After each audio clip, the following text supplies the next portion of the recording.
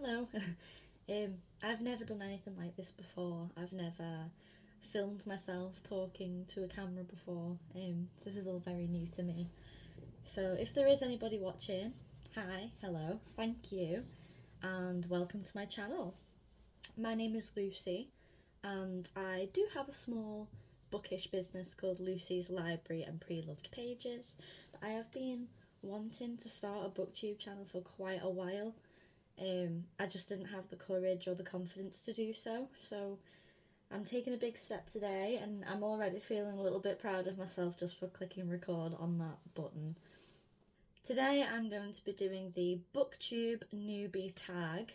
So I have the questions in front of me. I've not planned anything, I've just hit record on the screen, so let's just get into it. So the first one is, why did you start this channel? So I'm 23 currently, and I don't really have many friends. I have sisters I absolutely adore, and a partner, and I'm close with my mum and all those good things. I do have people. I do have a nice little circle, but I don't have loads of or very many friends outside of that, outside of family. And recently I've been trying to push myself to do new things and have a bit of fun and try and let loose and just get out there a little bit. And I think doing a booktube channel is a really good outlet for that. So as I said, I had been thinking about doing a booktube channel for quite a while, just because I do really love books. It's my favourite thing. I love reading. I prefer consuming a book to watching a film or something like that. And I was working full time and didn't really feel like I had much time to sit down and set something up like this from the ground up when I spent so much time working. But that changed in February this year.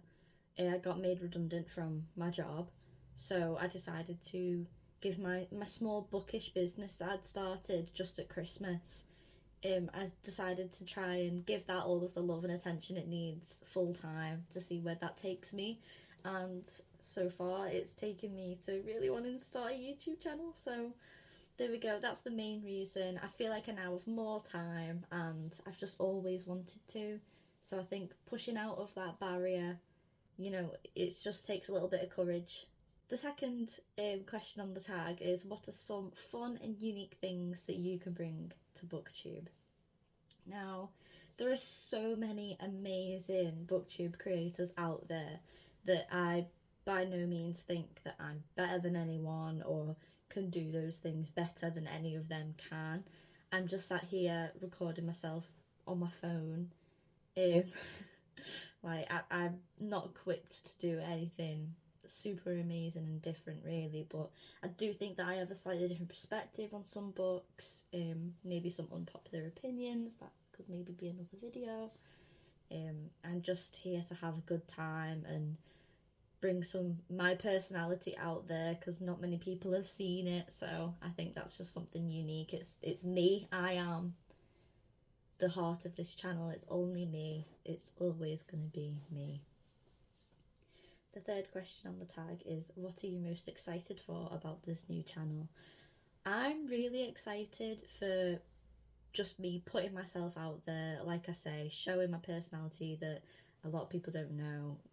I'm really excited for sharing some of my opinions and just talking about books even more than I already do. I'm just really excited to get stuck in there and just have some fun, and it gives me an excuse to read a bit more. The fourth question on the tag is, why do you love reading? So I've always liked reading from when I was younger. It was always a bit of an escape. Like I say, I've not always had loads of friends growing up, but books are always kind of there. So I've always really loved getting stuck into a book. There was a small period of time, like when I finished school and I was in college, that I didn't really read as much, just like a couple of years. But as soon as an adult, went straight back to wanting to escape this world that we live in and continue reading. Oh, the fifth question is, what book or series got you into reading?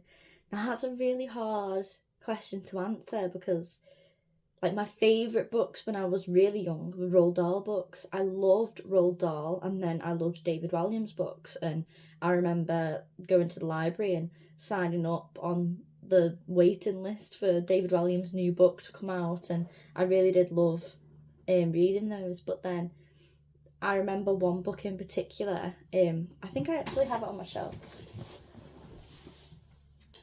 When I was in high school, I got this book, 13 Minutes, for Christmas, and it was the first time I'd ever read anything that, you know, had like a bit of a darker undertone. I'd never read about like a sociopath and stuff like that. There's some really crazy things, and I was hooked. Like, I remember I just wouldn't put this book down. I was glued to it. It was the first time that like I'd read a full book like of this size in like a week or something. I can't remember how quickly I read it now, but I just remember being like, whoa, I read that so quick. Like, I loved it. So this really did introduce me into, you know, YA and, you know, those older themes. I really did like that book. That was a big moment for me in reading.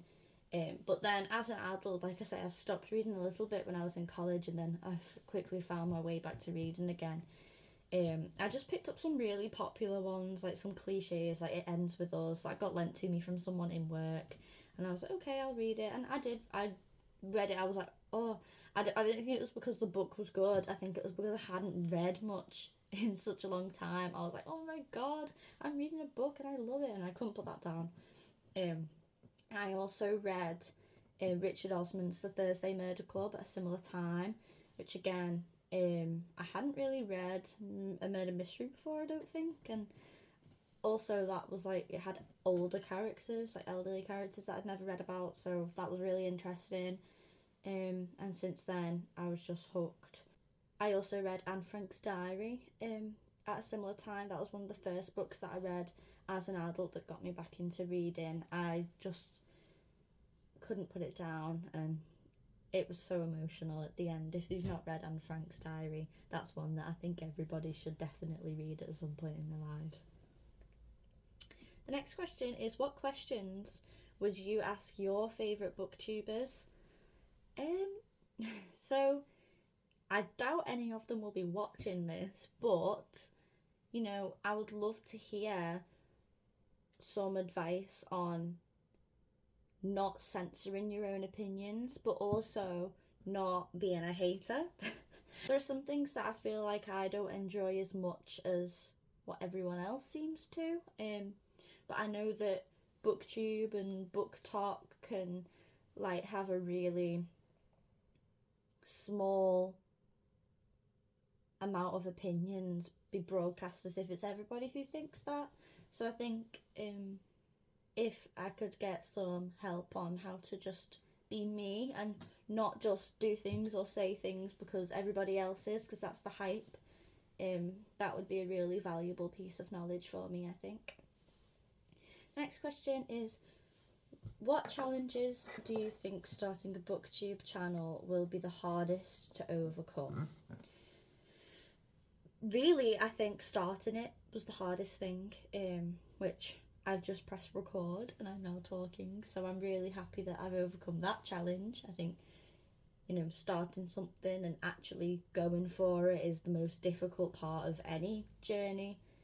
But in terms of going forward, I think it'll be really difficult to maintain motivated, especially if it feels like nobody's watching, nobody's listening. You know, what's the point in doing this when so many other people do it better than me? They're more equipped, they've been doing it for longer, they're more entertaining. I think it's there's going to be times where it's really hard, and just trying to keep a positive mindset and be confident and secure in my own self is what's going to get me through that. The next question is, when did you start reading? I think I've already answered that. I was reading when I was quite young. Well, everyone has to read in school, but I did really enjoy, like I said, reading like Roald Dahl books and David Walliams when I was a child, and I've carried my love of reading up until now. The next question is, where do you read? So I used to, when I was working, I used to have like a 50-minute commute, so I would read a lot on the bus. But now I work from home. I obviously don't travel anywhere, so I do have, I'm in it right now, my own reading room. So I do have a reading chair over there, which is a recliner, and it's really comfy. You will see it probably at some point in another video. I also love to read in bed. I don't read in bed all the time because I have a partner who goes to work, so me having the light on to read is being considerate. I can stay up later, so I'll come in my own little reading room, and I absolutely love it. I love reading, being surrounded by books. It's my favourite thing. The next question is, what kind of books do you like to read? It sounds like a real like cliche answer, but I do love reading a little bit of everything. So I do like a romance. I've kind of tailed away from romance a little bit in the last year or so. Like romance used to be like my favourite. But now I think I prefer something with a bit more plot, but romance is a subplot.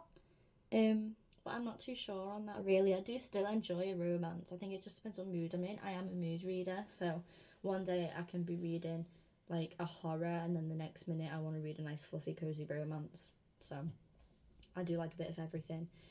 The biggest thing that I'm not so keen on is fantasy, which is a bit disappointing because I know that everybody really loves fantasy so much in all of these virtual online book spaces. I have tried reading a few and not got into them, but I do really like magical realism and some more light fantasy. I love magic. It's just sometimes it's a bit too much with all of the dragons and kingdoms and those more hardcore fantasies. They're not really for me. I love also reading literary fiction. I think it's really nice to read something and use your brain and your mind to understand a deeper level to what you're reading. I think that's really interesting. Not taking everything at face value. I love decoding like a metaphor or finding the themes in a book. And for me, something that always works to get me out of a slump, or if I'm feeling a bit like, I don't really want to read anything, if I pick up a thriller, that'll probably get me back into it because I find them so fast paced. I want to find out what's going on. I don't want to be reading a book and find that I've got answers at the end. I love knowing exactly what's happened, why it's happened, who's done it. So I find a thriller ticks a lot of those boxes. But I have recently got into reading some horror. I read Incidents Around the House by Josh Malerman, and I could not put it down. It was the first horror book I've ever read, and I could not put it down. I read it within 24 hours, I think. I actually ordered it on pre-order from Waterstones, and it got delivered like a few days before it was supposed to, and I'd read the whole thing before the release date had even come out because I just couldn't put it down. So I'm excited to try and discover a few more horror books and discover the genre, because one thing about me is that I really do not like horror films. Like, I will sit with my back to the TV when there's one on. Like, I'm not interested in watching a horror film whatsoever. So a lot of those classic horror tropes are quite new to me because I haven't seen them, so reading them has been really fun. The last question on the book tag is, what does your book collection look like? Now, you can see behind me that I do have quite a big book collection, and it pretty much just reflects what I like to read, so a bit of everything. So my top shelf up there is full of thrillers, mystery, crime books. Then I have an overflowing shelf of classics, down to romance, down to some fantasy and dystopian, and then I've got more litfic and historical over there. And then on my smaller shelf, I have some smutty romances and popular romance books at the top, some YA, and then just a little bit more miscellaneous general fiction. So that is the BookTube Newbie book tag all done and complete. I'm really excited for seeing where this is going to take me. I haven't come across that many booktubers that sound like me, really. You know, I'm from the north of England, so I think a lot of UK booktubers that come up for me all seem to be from London.